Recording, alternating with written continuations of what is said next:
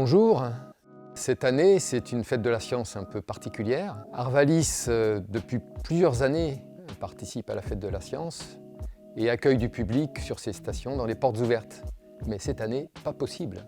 Donc on a prévu un petit format différent, une petite vidéo, pour vous permettre de découvrir comment on utilise des capteurs pour voir si le blé a faim. Le blé français est bien apprécié par les boulangers aux quatre coins de l'Hexagone, mais il est également reconnu dans le monde entier pour sa qualité. Et vous allez le voir, il est scanné et photographié sous toutes les coutures et par des machines parfois étonnantes. Pourquoi et comment? Marion et Xavier d'Arvalis Institut du Végétal vont répondre à ces questions. Mais pour bien tout comprendre, allons-y pas à pas. Aujourd'hui, on va vous parler du blé. Le blé, qu'est-ce que c'est? C'est une céréale qui ressemble à ça. Vous voyez, une tige, un épi, qui a été prélevé cet été, au mois de juillet, dans un champ. Un champ à côté d'ici, mais il y a des millions d'hectares en France, presque 5 millions.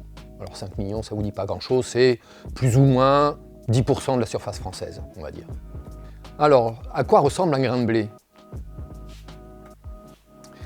Voilà des grains de blé. Les grains de blé qui permettent de faire de la farine. Bon, la farine, tout le monde a ça dans sa cuisine. De la farine qui permet de faire la célèbre baguette tradition française, mais aussi des viennoiseries, des bons croissants, mais aussi des biscuits. Très bons ces biscuits. Mais vous ne savez peut-être pas que pour faire ces différents produits, il faut utiliser différentes variétés de blé. Alors qui s'occupe de faire pousser le blé? Ce sont les agriculteurs, évidemment. Ils sont plus de 200 000 en France qui produisent du blé et qui doivent utiliser les meilleures méthodes possibles. Je vais prendre deux exemples. La variété, il faut qu'ils choisissent la variété de blé adaptée à leur terroir, à leur climat, aux produits qui va être fait avec cette récolte. Autre exemple, ils doivent utiliser des engrais. Quel type d'engrais? À quelle dose? À quel moment? Tout ça est très compliqué finalement. Il n'est pas rare que les agriculteurs aient besoin d'aide. C'est devenu un métier à part entière de les conseiller. Et oui Xavier, c'est justement le rôle des agronomes. Je me trouve sur l'une des stations d'Arvalis Institut du Végétal à Villers-Saint-Christophe dans les Hauts-de-France, où je rejoins Julien, ingénieur agronome. Bonjour Julien, est-ce que tu peux nous parler de ton métier? Bonjour Marion, alors ici sur la station expérimentale, on est une équipe d'ingénieurs et de techniciens agronomes. Notre métier c'est d'observer les cultures. Pour ça, on travaille sur de petites parcelles, qu'on appelle des parcelles d'essai, mais on travaille également sur les parcelles des agriculteurs. On observe comment poussent les plantes pour mieux les soigner. Notre métier, c'est de répondre aux questions des agriculteurs, les questions d'aujourd'hui, mais également anticiper les questions de demain, notamment en lien avec le changement climatique. Merci Julien. Donc, traditionnellement, les agronomes passaient en revue les parcelles avec un double décimètre ou avec une loupe pour compter les épis, prendre des mesures ou observer les plantes. Autant dire que c'était long. En effet, Marion, avant c'était fastidieux, mais depuis quelques années, on est passé à la vitesse supérieure grâce au numérique. On utilise aujourd'hui des capteurs qui permettent d'observer plus finement les plantes, en plus grande quantité, avec plus de précision et plus de rapidité. Il existe différents types de capteurs qui permettent de délivrer différentes informations. Par exemple, dans votre smartphone, vous avez un appareil photo numérique qui permet de faire ce genre de photos. Ici, c'est du blé qu'on voit du dessus, et cette image, si elle est traitée par un algorithme particulier, elle permet de compter très précisément le nombre de pieds de blé. Autre exemple, on utilise des caméras multispectrales. Elles emploient différentes longueurs d'onde qui permettent de faire ce type d'image. Ces images donnent des informations intéressantes. Par exemple, la teneur en chlorophylle, la surface totale des feuilles. Tout ce qui permet de qualifier l'état de santé du végétal. Dernier exemple, le radar. Il permet de faire des images en 3D. Ici, c'est toujours du blé, mais on voit sa hauteur, le volume de végétation, la quantité de biomasse. Donc, avec toutes ces images, on a scanné le blé sous toutes les coutures. Mais encore faut-il transporter ces capteurs. Exactement, Xavier. Et pour scanner les parcelles rapidement, il va falloir les rendre mobiles. Pour cela, les ingénieurs ont redoublé d'imagination. Différents véhicules existent pour passer en revue les blés. Les capteurs peuvent être portés à la main, par un tracteur, un drone ou même un satellite. Je rejoins Fabrice qui se trouve à côté d'Alfie. Bonjour Fabrice. Oui, bonjour Marion. Oui, voici Alfie. Alfie qui est l'arche légère de phénotypage haut débit. Donc c'est simplement un tracteur avec un ordinateur avec beaucoup de capteurs. Des capteurs classiques que l'on peut retrouver dans le grand public, donc dans le spectre ce que nous appelle visible. Et ensuite nous avons des capteurs dans le spectre invisible, donc des choses que l'on ne peut pas voir à l'œil nu. Et en plus de ça, on a la chance d'avoir un lidar, un espèce de radar qui permet, grâce à un laser, de cartographier et de représenter en 3D notre parcelle élémentaire, et ce qui permet d'avoir un gain de temps formidable au niveau des résultats. Un énorme gain de temps, en effet. Comme vous l'avez peut-être remarqué, on retrouve sur Alfie les 3 types de capteurs que Xavier évoquait tout à l'heure. Cela permet, en un seul passage de tracteur sur la parcelle, de récolter toutes les informations souhaitées sur chaque plante. Donc nous nous trouvons au sol avec Alfie, mais prenons maintenant un peu de hauteur.